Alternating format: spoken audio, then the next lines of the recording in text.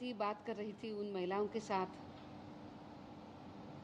उनका आक्रोश हमें हिला देता है। उनका बार बार एक ही कहना था कि हमारा क्या कसूर है, हमने ऐसा क्या किया था कि हमारे साथ ये सब कुछ सुलूक हो गया। हम तो बहुत साधारण लोग हैं, गांव में रहने वाले और मेहनत करते हुए जीने वाले लोग हैं, हमारा इसमें क्या कसूर था। अपने ही प्रदेश में, अपने ही गांव में निर्वासित होना, अपना ही गांव, अपना घर जो खुद का है, जिसने कमाया है, अपना मेहनत के साथ बनाया है, बहुत सपने लेकर, उस घर को, अपने सपनों को बर्बाद होते हुए उन्होंने देखा है। उनका सब कुछ खत्म हो गया है और इन चीज को लेके हुए वो इतना ही पूछ रही है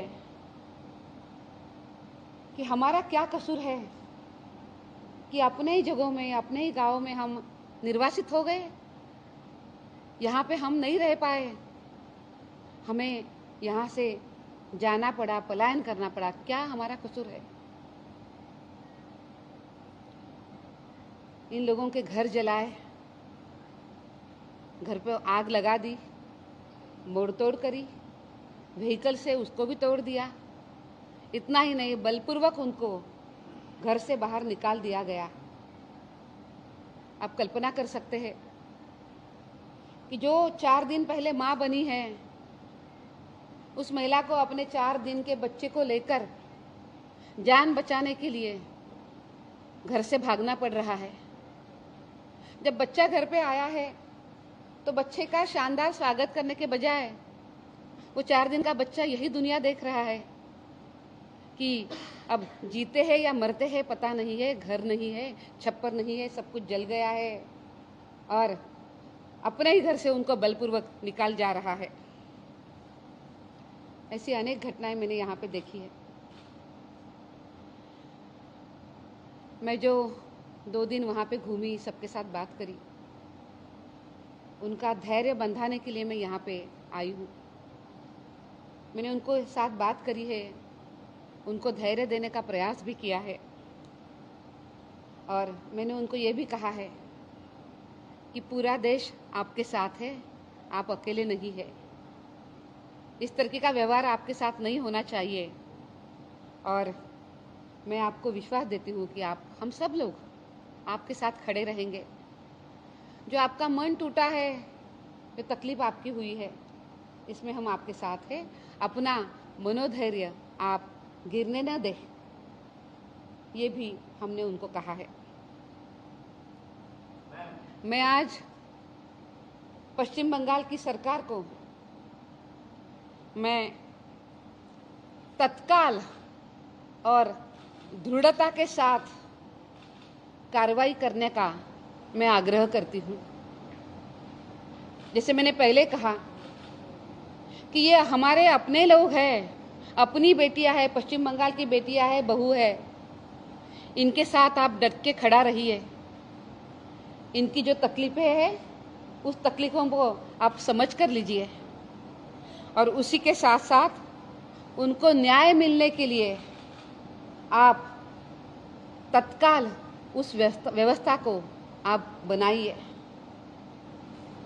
उनका ध्यान रखना, उनको आधार देना, उनका मनोधैर्य बढ़ाना और जो उनका नुकसान हुआ है, इस नुकसान को त्वरित उसको भरने के लिए काम करना, ये आपका काम ही बनता है। आप वो काम जरूर करें।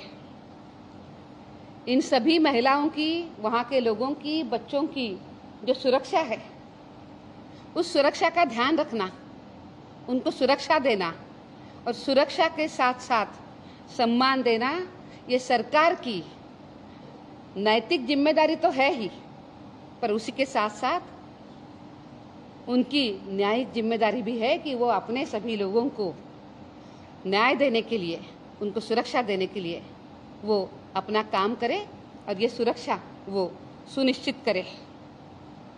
मुझे लगता है कि सरकार ने उस दिशा में प्रयास करने की बहुत ज़्यादा आवश्यकता है। मैं पश्चिम बंगाल के महिला आयोग को भी सूचना करती हूँ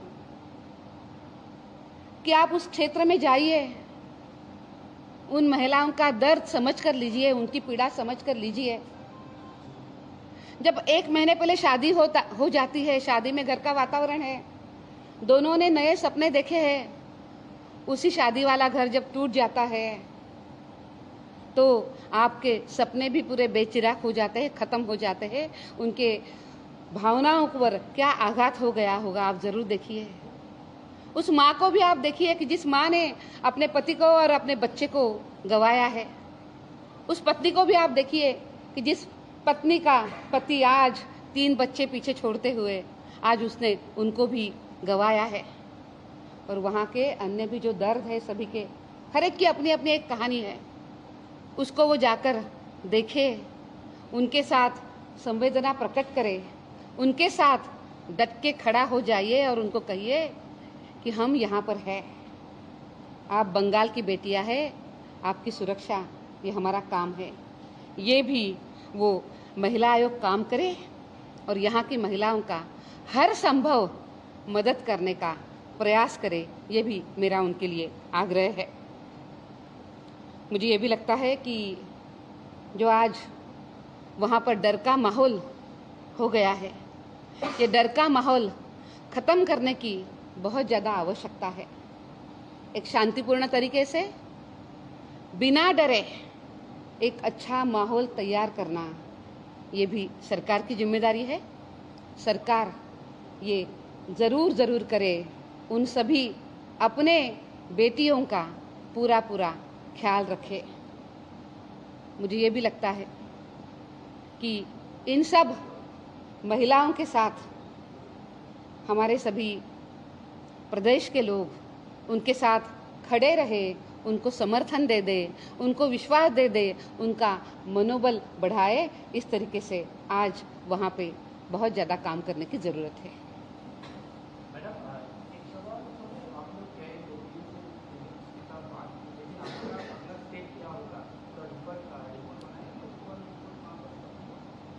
देखिए, पहले तो मैं आपको ये कहूँ कि जब से ये घटना घटी है उसके बाद बहुत कोई वहाँ पे गया नहीं है। शायद हम और हमारे साथ या उसके बाद और कुछ लोग आए होंगे, पहले हम गए थे, पर बात वो नहीं है।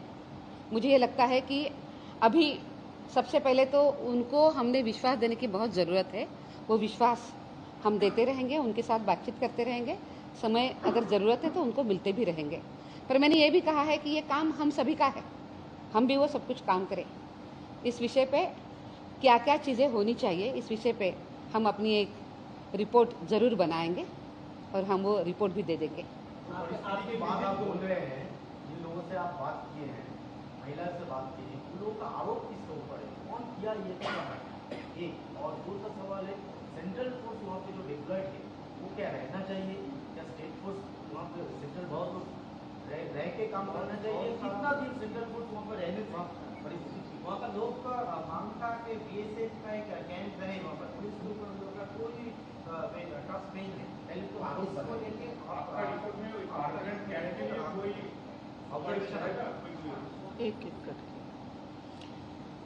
देखिए, वहाँ के लोगों के मुंह से जो बात आई थी वो बात वही आई थी कि बीएसएफ ने उनकी हर संभव मदद करी है और उन्हीं की वजह से आज वो जीवित है। सबसे बड़ी बात ये भी आई थी, बहुत महिलाओं ने ये भी तो कहा कि हमारे सपने जल गए, हमारे घर जल गए, सब कुछ जल गया, अब तो बचा कुछ नहीं है, पर हमारी इज्जत हमारे लिए बहुत महत्वपूर्ण है और ये इज्जत अमूल्य है। वो हमारे पास अगर रहनी है तो हमारा संरक्षण बहुत अच्छे तरीके से होना चाहिए, इसीलिए वो बार बार बीएसएफ की मांग कर रहे हैं। आपका क्या सोच है? इस विषय में जो जो उन्होंने हमें कहा है, हम उसको सब विषयों को हमने नोट किया है, हम ज़रूर उस विषय को हम लिखेंगे। और आरोप क्या लगा रहे हैं?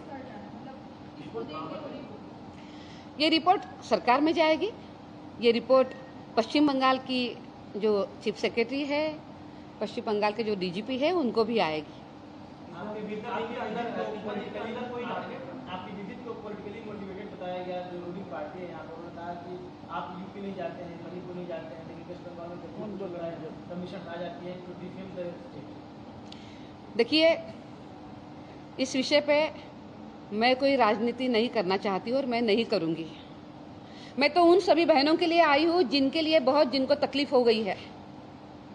मुझे उन सभी लोगों को इतना ही कहना है कि इस तरीके से बात करते हुए जो मुद्दे सामने आए हैं, उस मुद्दों को भटकाने की कोशिश न करें। अगर उनसे होता है तो वो उन सभी महिलाओं के बच्चों के साथ जाके खड़े रहे, उनको पूछे कि उनको क्या तकलीफ हुई है, उनको ये पूछे कि उनकी वो क्या मदद कर सकते हैं। इस तरीके से अगर बात करते मुद्दे भटकाते हैं तो वो सही नहीं रहेगा। आज के समय पे हमारा सबका काम बनता है कि हम उनकी मदद करें, वो हमारे अपने हैं। इसके साथ साथ और भी एक आरोप है, व्हाइट पेपर में सिग्नेचर कर रहा है, उसका आदमी को पता नहीं है, लेकिन व्हाइट पेपर में सिग्नेचर कर एक इधर जो पॉलिटिकल पार्टी है टीएमसी का बात। मैं वही बात करती हूँ कि वो इस विषय पे कोई राजनीति नहीं करे। हम 3 दिन से यहाँ पे आए हैं, हमने कोई राजनीति की बात नहीं करी है और हमें करना भी नहीं है। मैं फिर वही कहूँगी कि मुद्दों को भटकाए नहीं। अगर जो मुद्दे आए सामने उसके उत्तर आपको मिलने चाहिए कि ऐसा क्यों हुआ, क्यों उन महिलाओं को उनका दोष नहीं है, उन लोगों को उनका दोष नहीं है, तो भी उनके साथ ये हुआ। और अगर ये होता है तो उनकी सुरक्षा के लिए, उनके सम्मान के लिए हम क्या कर सकते हैं, इस विषय पे विचार करिए। मुख्यमंत्री ने कल बताया कि क्या उन लोगों का वार्ता आया मुख्यमंत्री का, जहाँ पर बोला कि शांति बजाय रखें, पूरा को लेकर जो एक पॉलिटिकल गेन करने का कोशिश है। तो दोनों पॉलिटिकल पार्टी का दो संगठन बीजेपी आरएसएस का पूरा प्लान, ये उनका वार्ता है। आप विजिट किए, ममता बनर्जी बोल रही है कि बीजेपी और आरएसएस का इसमें इन्वॉल्वमेंट है, आप तो विजिट किए, आप कुछ देखिए वहाँ पे कोई पॉलिटिकल गेन करने का। मैंने तो ऐसा कोई कुछ नहीं देखा है। दूसरी एक बात मैं फिर से कहती हूँ कि मुझे नहीं पता उन्होंने क्या कहा है, पर मुझे इतना ही समझ में आता है कि इस विषय की कोई राजनीति नहीं होनी चाहिए। क्या इस विषय को तकलीफ जो हुई है उन महिलाओं के साथ सरकार कितनी खड़ी रही है, कितने लोग उनको मिलने के लिए गए हैं, उनके सुरक्षा के लिए और उनके सम्मान के लिए क्या कदम उठाए गए हैं। आज वो लोग बाहर रह रहे हैं, वो लोग कब तक बाहर रहेंगे डर के मारे। उनको एक डर के बिना अच्छा माहौल उनको कब मिलेगा। इस विषय पे सभी ने बात करनी चाहिए। मेरा सभी से अपील है कि आप उसके ऊपर बात करिए।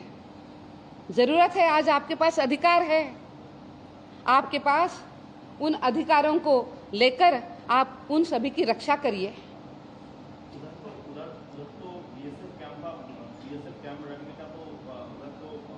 जो कि साफ तौर पर कह रहे थे कि पश्चिम बंगाल की महिलाओं के साथ किस तरह से बर्बरता की गई, और साफ तौर पर उन्होंने ये भी कहा कि महिलाओं की सुरक्षा का ध्यान रखना स्थानीय सरकार की जिम्मेदारी है, लेकिन वो नहीं किया गया। ये विषय राजनीति करने का नहीं है, बल्कि महिलाओं के साथ संवेदना व्यक्त करने का है। महिलाओं से बातचीत की जानी चाहिए, लेकिन ऐसा नहीं हुआ।